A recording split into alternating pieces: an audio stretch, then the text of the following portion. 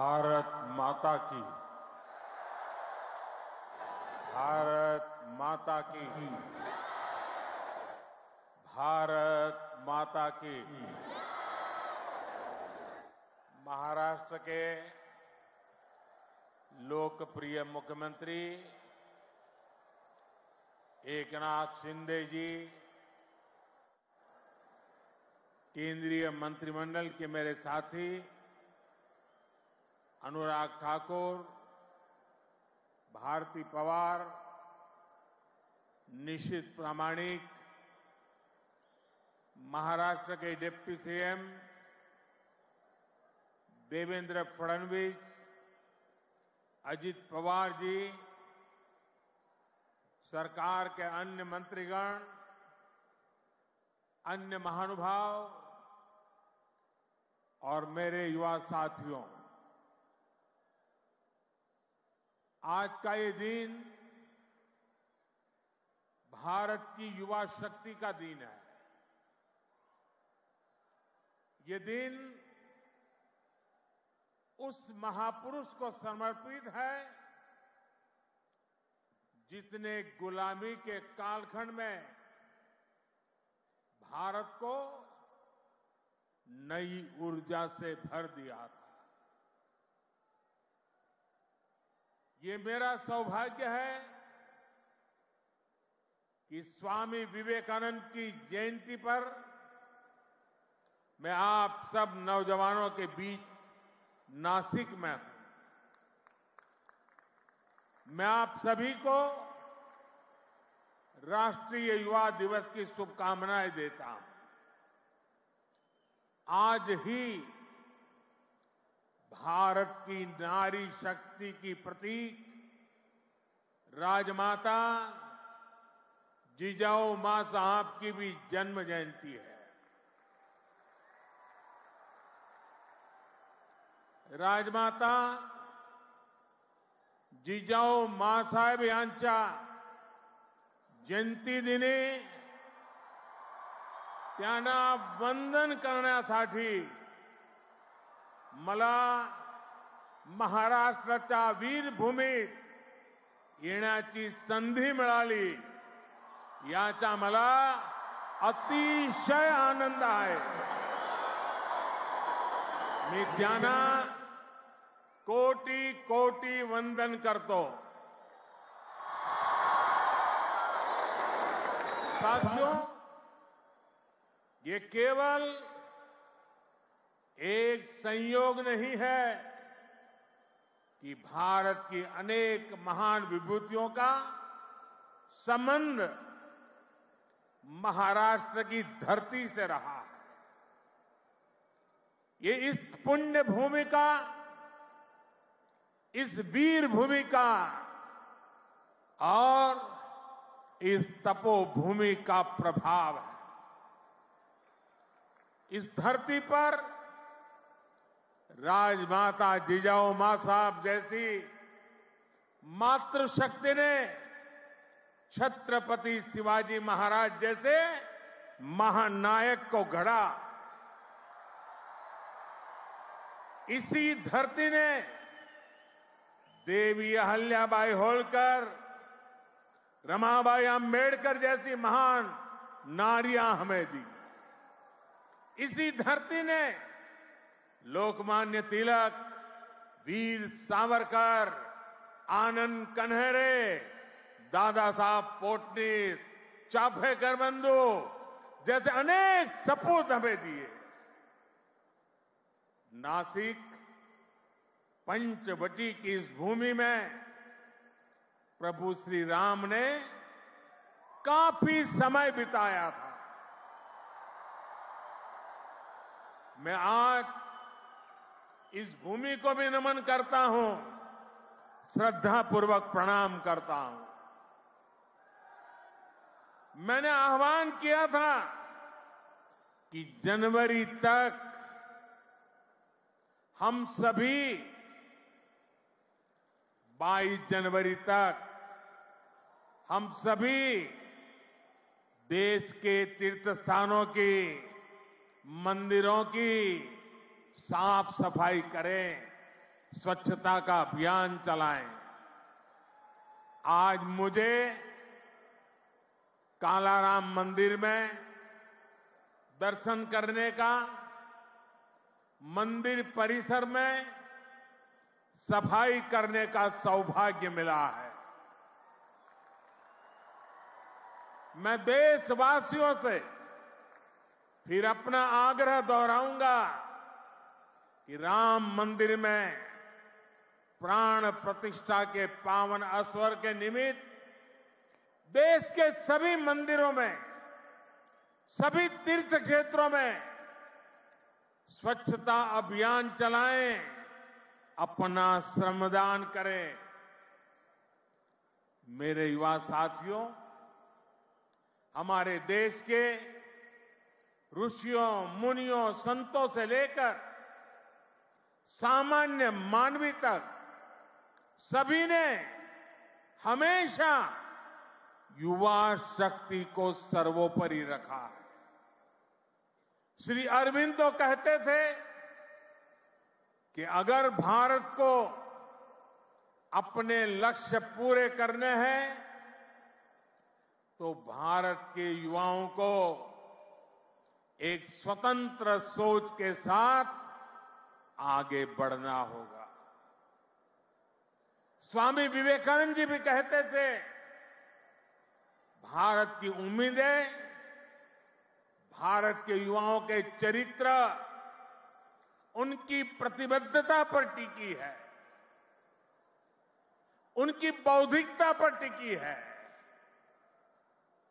श्री अरविंदो स्वामी विवेकानंद का ये मार्गदर्शन आज 2024 में भारत के युवा के लिए बहुत बड़ी प्रेरणा है। आज भारत दुनिया की टॉप 5 इकोनॉमी में आया है।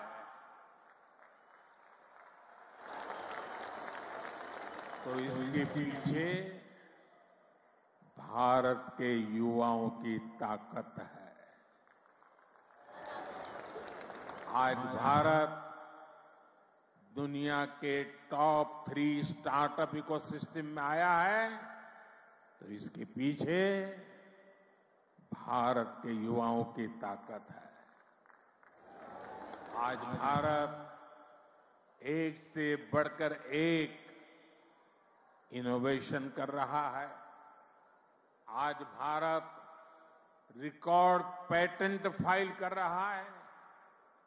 आज भारत दुनिया का बड़ा मैन्युफैक्चरिंग हब बन रहा है। तो इसका आधार भारत के युवा है, भारत के युवाओं का सामर्थ्य है।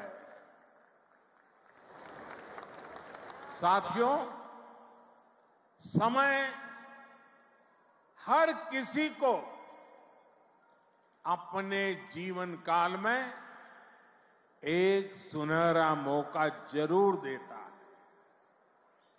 भारत के युवाओं के लिए समय का वो सुनहरा मौका अभी है। अमृत काल का ये कालखंड है। आज आपके पास मौका है इतिहास बनाने का, इतिहास में अपना नाम दर्ज कराने का। आप याद करिए, आज भी हम सर एम विश्वेश्वरैया की याद में इंजीनियर्स डे मनाते हैं। उन्होंने 19वीं और 12वीं शताब्दी में अपना जो इंजीनियरिंग कौशल दिखाया, उसका आज भी मुकाबला मुश्किल है। आज भी हम मेजर ध्यानचंद को याद करते हैं।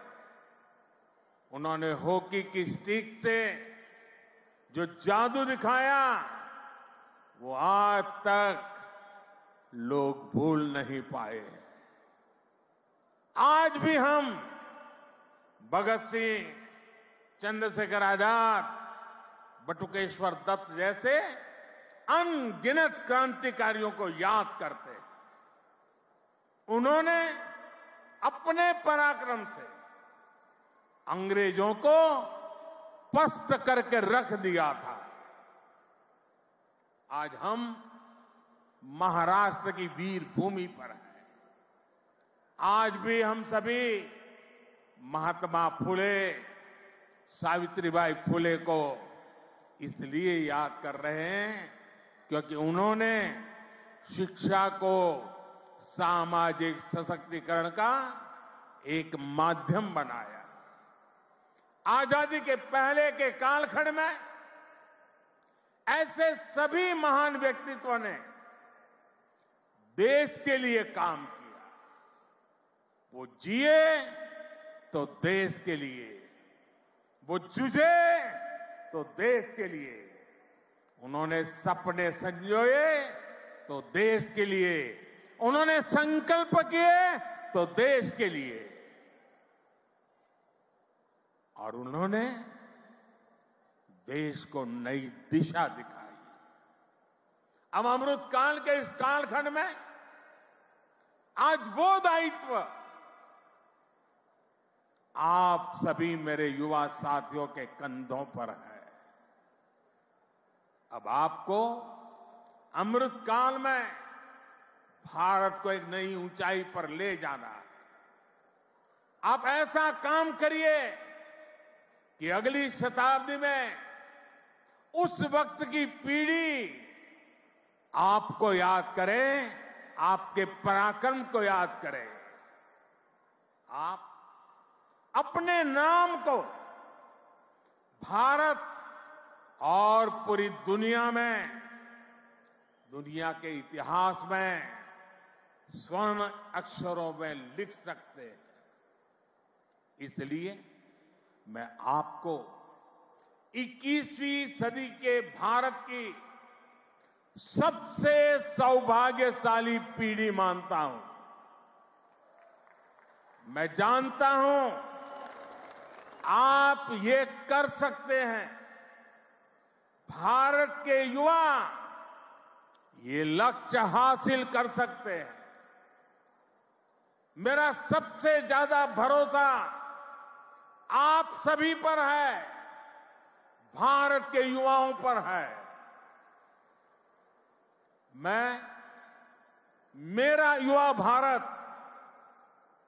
मेरा युवा भारत संगठन से जिस तेजी के साथ देश के कोने कोने में युवा जुड़ रहे हैं, उससे भी बहुत उत्साहित हूं।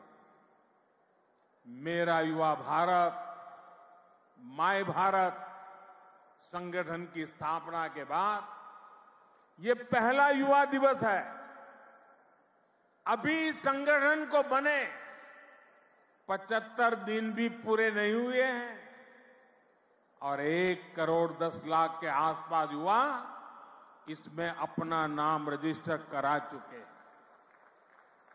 मुझे विश्वास है आपका सामर्थ्य, आपका सेवा भाव देश को, समाज को नई ऊंचाई पर ले जाएगा। आपका प्रयास, आपका परिश्रम युवा भारत की शक्ति का पूरी दुनिया में परचम लहराएगा। मैं माय भारत संगठन में रजिस्टर कराने वाले सभी युवाओं का आज विशेष अभिनंदन करता हूं। और मैं देख रहा हूं माय भारत में रजिस्ट्रेशन में हमारे युवा और हमारी युवतियां दोनों के बीच में कंपटीशन चलती है, कौन ज्यादा रजिस्ट्री करवाए। कभी युवक आगे निकल जाते हैं, कभी युवतियां आगे निकल जाती हैं। बड़ी जोरों की स्पर्धा चल रही है। साथियों, हमारी सरकार को अब 10 साल हो रहे हैं।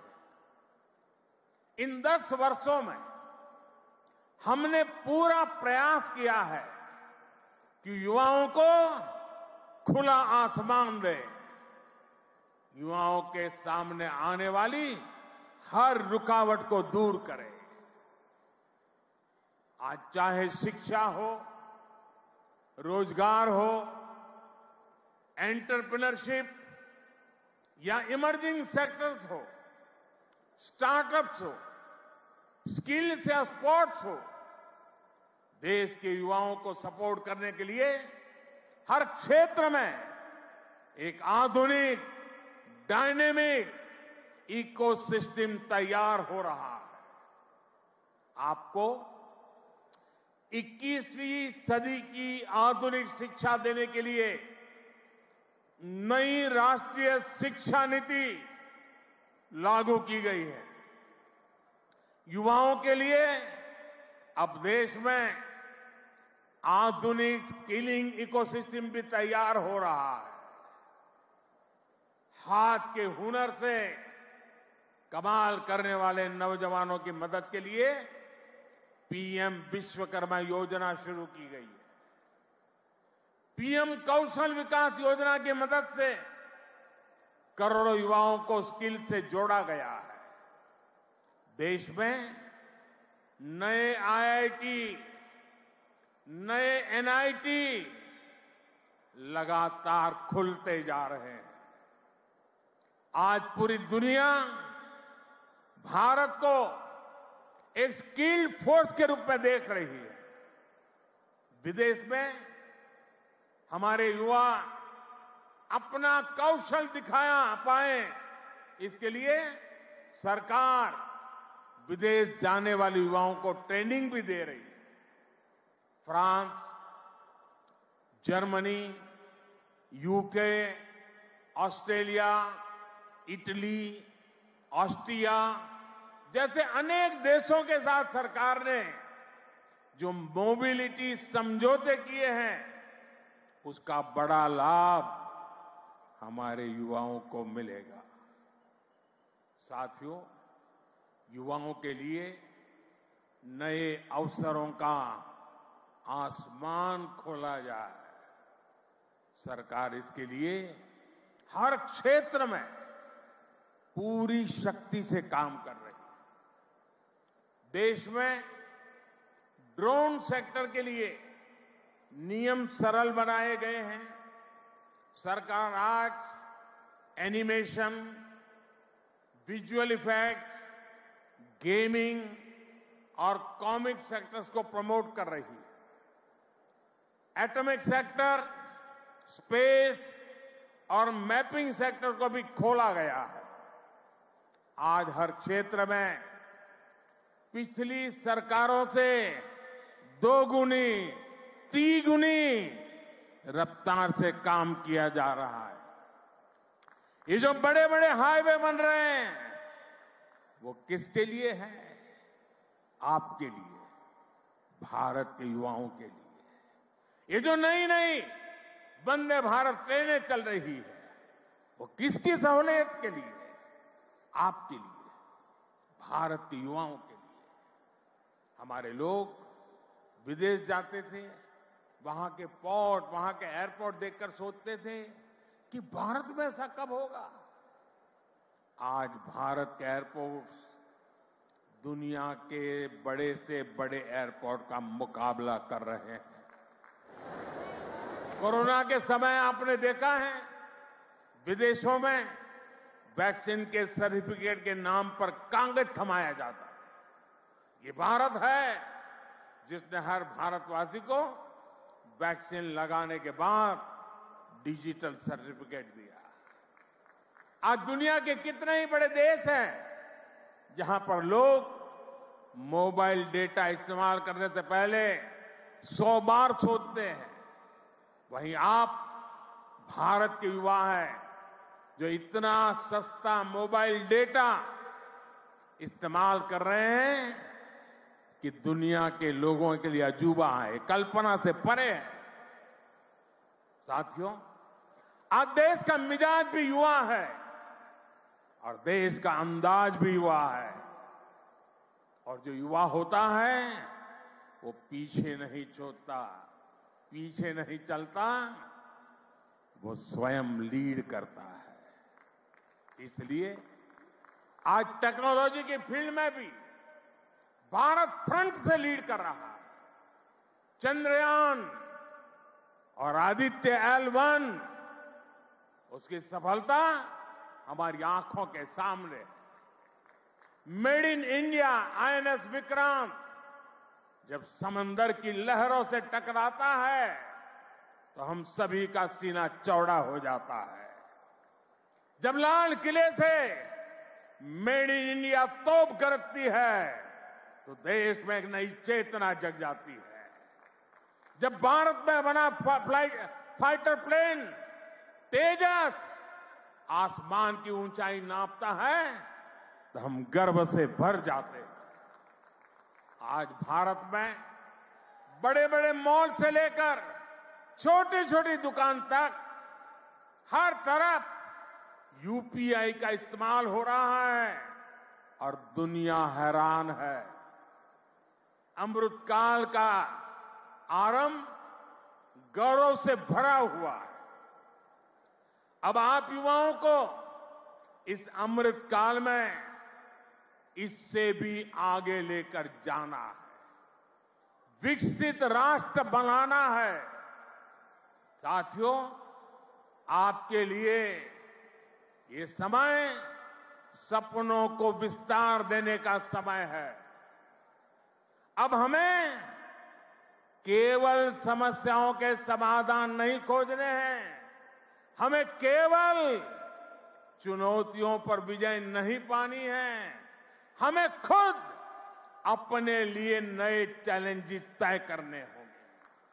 हमने 5 ट्रिलियन इकोनॉमी का लक्ष्य सामने रखा है। हमें दुनिया की तीसरी सबसे बड़ी अर्थव्यवस्था बनना है। हमें आत्मनिर्भर भारत अभियान के सपने को सिद्धि देनी है। हमें सर्विसेज और IT सेक्टर की तरह भारत को विश्व का मैन्युफैक्चरिंग हब भी बनाना है। इन आकांक्षाओं के साथ साथ भविष्य के प्रति हमारी जिम्मेदारियां भी है। जलवायु परिवर्तन की चुनौती हो, प्राकृतिक खेती को बढ़ावा देना हो, हमें लक्ष्य बनाकर तय समय में इन्हें प्राप्त करना है। साथियों, अमृतकाल की आज की युवा पीढ़ी पर मेरे विश्वास की एक और वजह है और वो खास वजह है। इस कालखंड में देश में वो युवा पीढ़ी तैयार हो रही है जो गुलामी के दबाव और प्रभाव से पूरी तरह मुक्त है। इस पीढ़ी का युवा खुलकर कह रहा है, विकास भी और विरासत भी। ये लोग आयुर्वेद तो हमारे देश में योग हो या आयुर्वेद हो, हमेशा भारत के लिए एक पहचान के रूप में रहा है। लेकिन आजादी के बाद इन्हें ऐसे ही भुला दिया गया। आज दुनिया इन्हें स्वीकार कर रही है। आज भारत का युवा योग आयुर्वेद का ब्रांड एम्बेसडर बन रहा है। साथियों, आप अपने दादा दादी, अपने नाना नानी से पूछिएगा, वो आपको बताएंगे कि उनके दौर में रसोई में बाजरे की रोटी, कोदो, कुटकी, रागी, ज्वार यही तो हुआ करता था। लेकिन गुलामी की मानसिकता में इस अन्न को गरीबी के साथ जोड़ दिया गया, इन्हें रसोई से बाहर कर दिया गया। आज यही अन्न मिलेट्स के रूप में, सुपर फूड के रूप में वापस रसोई में पहुंच रहे हैं। सरकार ने इन मिलेट्स को, मोटे अनाज को श्री अन्न की नई पहचान दी है। अब आपको इन श्री अन्न का ब्रांड एम्बेसडर बनना है। श्री अन्न से आपकी सेहत भी सुधरेगी और देश के छोटे किसानों का भी भला होगा। साथियों, आखिर मैं एक बात राजनीति के माध्यम से देश की सेवा की भी करूंगा। मैं जब भी ग्लोबल लीडर्स या इनोवेटर से मिलता हूं तो उनमें मुझे एक अद्भुत आशा दिखती है। इस आशा की, इस आकांक्षा की एक वजह है डेमोक्रेसी, लोकतंत्र। भारत मदर ऑफ डेमोक्रेसी है, लोकतंत्र की जननी है। लोकतंत्र में युवाओं की भागीदारी जितनी अधिक होगी, राष्ट्र का भविष्य उतना ही बेहतर होगा। इस भागीदारी के कई तरीके हैं। अगर आप सक्रिय राजनीति में आते हैं तो आप परिवारवाद की राजनीति के प्रभाव को उतना ही कम करेंगे। आप जानते हैं कि परिवारवाद की राजनीति ने देश का कितना नुकसान किया है। लोकतंत्र में भागीदारी का एक और महत्वपूर्ण तरीका है कि आप अपनी राय वोट के जरिए जाहिर करें। आप में से बहुत से लोग ऐसे होंगे जो इस बार जीवन में पहली बार वोट डालेंगे। फर्स्ट टाइम वोटर्स हमारे लोकतंत्र में नई ऊर्जा और शक्ति ला सकते हैं। इसलिए वोट करने के लिए आपका नाम लिस्ट में आए, इसके लिए जल्दी से जल्दी सारी प्रक्रिया पूरी कर लीजिए। आपके पॉलिटिकल व्यूज से ज्यादा जरूरी है कि आप देश के भविष्य के लिए अपना वोट डालते हैं, अपनी भागीदारी कराते हैं। साथियों, अगले 25 वर्षों का ये अमृतकाल आपके लिए कर्तव्य काल भी है। जब आप अपने कर्तव्यों को सर्वोपरि रखेंगे तो समाज भी आगे बढ़ेगा, देश भी आगे बढ़ेगा। इसलिए आपको कुछ सूत्र याद रखने होंगे। जितना हो सके आप लोकल को, स्थानीय प्रोडक्ट को प्रमोट करिए। मेड इन इंडिया प्रोडक्ट का ही इस्तेमाल करिए। किसी भी तरह की ड्रग्स और नशे की लत से बिल्कुल दूर रहिए। इन्हें अपने जीवन से दूर रखिए। और माताओं, बहनों, बेटियों के नाम अपशब्दों का, गालियों का इस्तेमाल करने का जो चलन है, उसके खिलाफ आवाज उठाइए, इसे बंद करवाइए। मैंने लाल किले से भी इसका आग्रह किया था, आज फिर से दोहरा रहा। साथियों, मुझे विश्वास है आप सब, हमारे देश का एक एक युवा अपने हर दायित्व को पूरी निष्ठा और सामर्थ्य से पूरा करेगा। सशक्त, समर्थ और सक्षम भारत के स्वप्न की सिद्धि को जो दीप हमने जलाया है, वो इसी अमृतकाल में अमर ज्योति बनकर विश्व को प्रदीप्त करेगा। इसी संकल्प के साथ आप सभी का बहुत बहुत धन्यवाद। भारत माता की दोनों मुट्ठी बंद करके पूरी ताकत से आप जिस राज्य से आए हैं वहां तक आपकी आवाज पहुंचनी चाहिए। भारत माता की, भारत माता की, भारत माता की, भारत माता की। वंदे वंदे वंदे वंदे वंदे वंदे वंदे वंदे वंदे। धन्यवाद। बहुत बहुत धन्यवाद।